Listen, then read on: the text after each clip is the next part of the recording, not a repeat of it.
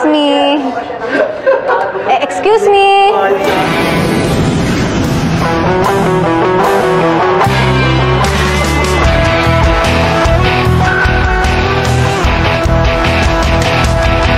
Dito ba yung section E?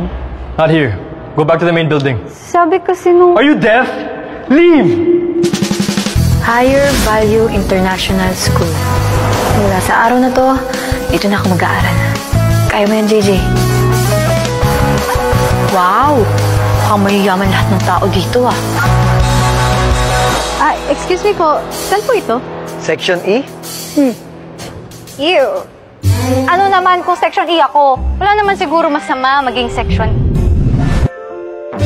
Siya ang bagong classmate ninyo. Let's welcome her. Have a seat. Welcome to Section E. Mr. President, wala ka bang question sa bagong transferee natin? Are you still a virgin? Ikaw, kailan ka mawawala sa mundo? Bakit di ka mauna? Because I'm the one who's gonna make you disappear from this world.